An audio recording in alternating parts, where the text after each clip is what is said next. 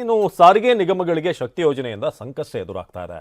ರಾಜ್ಯದಲ್ಲಿ ಶಕ್ತಿ ಕಳ್ಕೊಂಡಂತ ಗ್ಯಾರಂಟಿ ಯೋಜನೆ, ಈ ಪಂಚ ಗ್ಯಾರಂಟಿಗಳಲ್ಲಿ ಶಕ್ತಿ ಯೋಜನೆ ಕೂಡ ಬಹಳಷ್ಟು ನಿರೀಕ್ಷೆ ಇದ್ದಂತ ಯೋಜನೆ. ರಾಜ್ಯದಲ್ಲಿ ಸದ್ಯಕ್ಕೆ ಇದು ಶಕ್ತಿ ಕಳ್ಕೊಂಡಿರೋ ಹಾಗೆ ಕಾಣಿಸ್ತಾ ಇದೆ.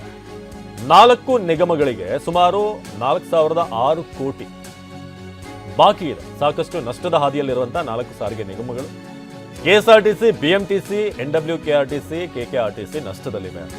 ಅದು ಕೂಡ 4,000 ಕೋಟಿ ಬಾಕಿ ಉಳಿಸ್ಕೊಂಡಿರುವಂತಹ ಸರ್ಕಾರ. ಶಕ್ತಿ ಯೋಜನೆ ಏನು ಒಂದು ಯಶಸ್ವಿ ಯೋಜನೆ ಆಗಬೇಕಾಗಿತ್ತು, ಆದರೆ ಸದ್ಯಕ್ಕೆ ನಿಶಕ್ತಿ ಯೋಜನೆ ರೀತಿಯಾಗಿ ಕಾಣಿಸ್ತಾ ಇದೆ. ಯಾಕಂದ್ರೆ ಅಲ್ಲಿ ಬಾಕಿ ಉಳಿಸ್ಕೊಂಡಿದ್ದಾರೆ. ಆಲ್ರೆಡಿ ನಮಗೆ ಗೊತ್ತಿತ್ತು ಸಾರಿಗೆ ನಿಗಮಗಳ ಪರಿಸ್ಥಿತಿ ಹೇಗಿದೆ ಅಂತ ಮುಂಚೆನೆ. ಆದರೆ ಇದೀಗ ಈ ಫ್ರೀ ಓಡಾಟ ಅಂತ ಮಾಡಿದ್ಮೇಲೆ ಮಹಿಳೆಯರಿಗೆ ಅದು ಇನ್ನಷ್ಟು ಸಮಸ್ಯೆಗೆ ಕಾರಣವಾಗ್ತಾ ಇದೆ. ಒಟ್ಟು 4 ನಿಗಮಗಳಿಗೆ ಸೇರಿ 4,000 ಕೋಟಿ ಬಾಕಿ ಇದೆ ಅಂತ ಪ್ರಸನ್ನ ಈ ಬಗ್ಗೆ ಹೆಚ್ಚಿನ ಮಾಹಿತಿಯನ್ನು ಕೊಡ್ತಾ ಇದ್ರು. ಪ್ರಸನ್ನ, ಶಕ್ತಿ ಯೋಜನೆ ಎಲ್ಲೊಂದ್ ಕಡೆ ಶಕ್ತಿ ಕಳ್ಕೋತಾ ಇದೆ ಅಂತ ಅನಿಸ್ತಾ ಇದೆ. ಯಾಕಂದ್ರೆ ಈ ಹಿಂದೆನೆ ಅಂದ್ರೆ ಹಿಂದಿನ ಸರ್ಕಾರಗಳಿದ್ದಾಗ್ಲೇನೆ ಈ ನಿಗಮಗಳು ಎಷ್ಟು ಪ್ರಾಫಿಟ್ ಅಲ್ಲಿ ಹೋಗ್ತಾ ಇದ್ವು, ಏನೇನು ಸಮಸ್ಯೆ ಇದೆ, ಜೊತೆಗೆ ಅಲ್ಲಿ ಕೆಲಸ ಮಾಡ್ತಿದ್ದಂಥ ಸಿಬ್ಬಂದಿ ಎಷ್ಟು ಸಮಸ್ಯೆಯಲ್ಲಿದ್ರು, ಪದೇ ಪದೇ ಹೋರಾಟಗಳನ್ನ ಮಾಡ್ತಾ ಇದ್ರು.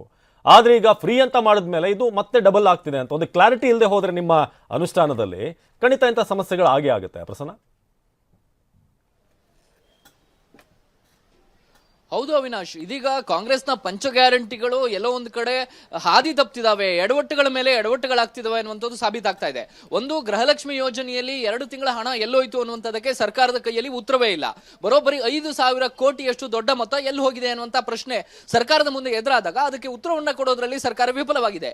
ಇದೀಗ ಶಕ್ತಿ ಯೋಜನೆಗೆ ಸಂಬಂಧಪಟ್ಟ ಹಾಗೆಯೂ ಕೂಡ ಒಂದು ಎಡವಟ್ಟು, ಒಂದು ರೀತಿಯ ಆರ್ಥಿಕ ನಿರ್ಲಕ್ಷ್ಯತನ ಅಥವಾ ಅದನ್ನ ನಿರ್ವಹಣೆ ಮಾಡುವಲ್ಲಿ ಸರ್ಕಾರ ಎಲ್ಲೋ ಒಂದು ಕಡೆ ಎಡವಟ್ಟು ಮಾಡ್ಕೊಳ್ತಿದ್ಯಾ ಅನ್ನುವಂಥ ಅನುಮಾನಗಳು ಮೂಡಿಸೋದಕ್ಕೆ ಕಾರಣವಾಗಿದೆ. ವಿಧಾನ ಪರಿಷತ್ ಸದಸ್ಯರು ಒಂದು ಪ್ರಶ್ನೆಯನ್ನ ಕೇಳಿದ್ರು.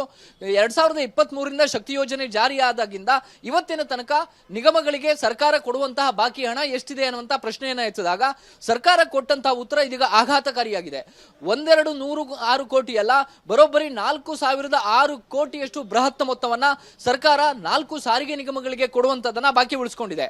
ಈ ಶಕ್ತಿ ಯೋಜನೆಯಲ್ಲಿ ಹೇಗೆ ಕೆಲಸ ಆಗುತ್ತೆ ಅಂತಂದ್ರೆ, ಒಬ್ಬ ಮಹಿಳೆ ಬಸ್ ಅನ್ನ ಹತ್ತಾರೆ, ಟಿಕೆಟ್ ಅನ್ನ ತೆಗೆದುಕೊಳ್ತಾರೆ, ಟಿಕೆಟ್ ಅನ್ನ ಉಚಿತವಾಗಿ ಮಹಿಳೆಗೆ ಕೊಡಲಾಗುತ್ತೆ. ಆ ಒಂದು ಟಿಕೆಟ್ ನ ದರವನ್ನ ಆ ಸಾರಿಗೆ ನಿಗಮಕ್ಕೆ ಸರ್ಕಾರ ಭರಿಸಬೇಕು. ಈ ರೀತಿಯ ಪ್ರೊಸೆಸ್ ಅನ್ನ ಮಾಡಿಕೊಳ್ಳಲಾಗಿದೆ.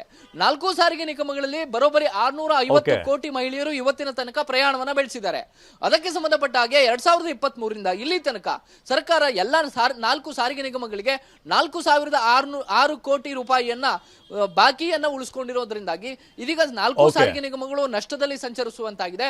ಒಂದೊಂದು ಸಾರಿಗೆ ನಿಗಮಕ್ಕೂ ಕೂಡ ಕನಿಷ್ಠ 700ರಿಂದ 800 ಕೋಟಿ ಬಾಕಿ ಉಳಿಸಿಕೊಂಡಿದೆ. ಹೀಗಾಗಿ ಎಲ್ಲೋ ಒಂದ್ ಕಡೆ ಪಂಚ ಗ್ಯಾರಂಟಿಗಳು ಸರ್ಕಾರದ ಆರ್ಥಿಕತೆಗೆ ದೊಡ್ಡ ಹೊಡೆತವನ್ನ ಕೊಡ್ತಿದ್ಯಾ ಅನ್ನುವಂತ ಅನುಮಾನ ಮೂಡಿಸ್ತಾ ಇದೆ. ಅವಿನಾಶ್, ಧನ್ಯವಾದ ಪ್ರಸನ್ನ.